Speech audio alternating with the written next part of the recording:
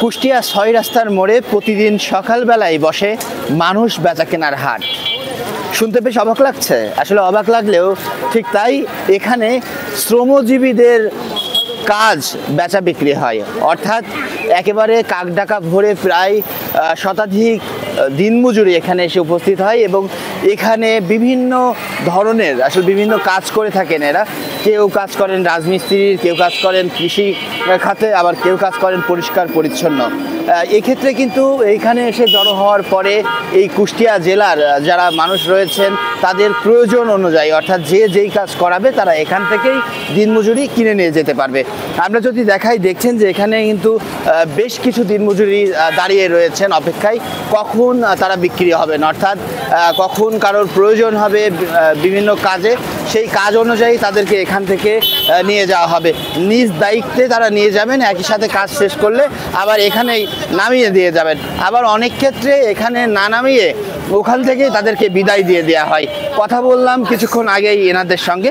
এখানে যারা যেই দিনমজুরিগুলো রয়েছে তারা কিন্তু বলছিলেন যে আসলে প্রতিদিন ভোরবেলা তারা এখানে এসে উপস্থিত হন এবং কেউ কৃষি খাতে কাজ করেন, কেউ দিনমজুরি হিসাবে বাড়িতে পরিষ্কার পরিচ্ছন্নতে কাজ করেন, কেউ আবার মাটি কাটার কাজ করেন, বিভিন্ন ধরনের কাজ তারা করে থাকেন। তবে সবাই কিন্তু শ্রমজীবী মানুষ, অর্থাৎ সবাই কিন্তু দিনমজুরি, তারা দিনে কাজ করে এবং দিনে টাকা নেন।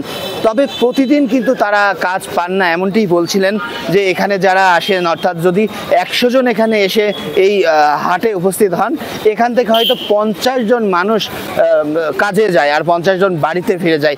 তবে এই প্রক্রিয়া চলমান রয়েছে 1971 সালের পর থেকে, অর্থাৎ বাংলাদেশ স্বাধীনতা লাভ অর্জন করার পর থেকেই কিন্তু তারা এই হাটে বসছেন।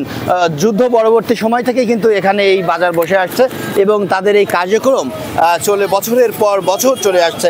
একজন বয়োজ্যেষ্ঠ দিনমজুরি রয়েছে আমার সাথে, যদি একটু জানতে চাই যে আসলে কখন থেকে আপনারা, কত বছর পূর্বে থেকে এই হাটে আসছেন? এই 71 পরে 5 বছর পর থেকে এই জায়গায়, যুদ্ধের পর থেকেই। হ্যাঁ। কেমন লাগে আসলে এই হাটে? আসলে ধরেন এখন আমার কর্ম করি, সংসার চালানোর কাম, তো বর্তমানে এবছর আর কাজ নাই। এই বছর যেরকম কষ্ট আছে এরকম কষ্ট কতদিন হয় না। আপনাদের প্রক্রিয়াটা কি, মানে কিভাবে আসে আর আপনাদের কিভাবে নিয়ে যায়? ওই ধরেন বালুর কাম করলে পরে টলি মিটিয়ে নিই, দেখা টিরা কাটলে মিটিয়ে নিই, আবার হয়তো হাজিরিও নিয়ে যায়। দিনে কত টাকা হাজিরা পান? হাজিরি কাজ করলে পরে ওই 550, 600। আমি কথা বলছিলাম একজনের সঙ্গে, আমি আরেকজনের সঙ্গে একটু কথা বলার যদি চেষ্টা করি। আসলে এখান থেকে কিভাবে আপনাদের নিয়ে যায় যদি একটু জানাতেন। এখান থেকে হাজিরি মিটায় নিয়ে যায়।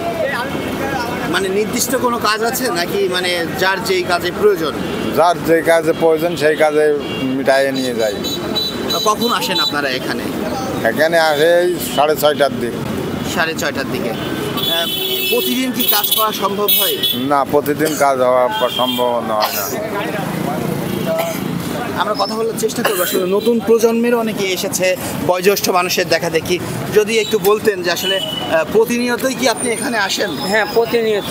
কি কি ধরনের কাজ করেন আপনি? মনে করেন আপনি ঢালাইয়ের কাম হয়, বালু টানা কাম হয়, মাটিলের কাম হয়, রাজমিস্ত্রির কাম হয়, বিভিন্ন রকমের কাম হয়।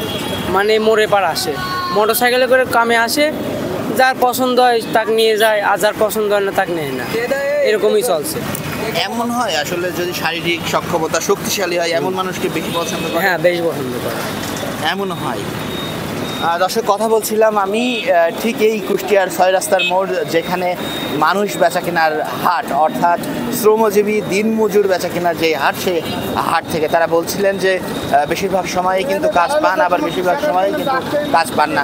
তবে যাদের প্রয়োজন হয় কাজ করানো, তারা কিন্তু এখানে এসে এই দিনমজুরগুলোকে নিয়ে যায় এবং তারপরে কাজ শেষে আবার এখানে দিয়ে যায়। একই সাথে তারা বলছিলেন যে দিনে হাজিরা হিসাবে তারা 5 থেকে 600 টাকা পান, এমনটি তারা বলছিলেন। এই ছিল কুষ্টিয়ার 6 রাস্তা মোড়ের দিনমজুরি বেচা কেনার হাট থেকে শেষ খবর। Times today, Kushtia.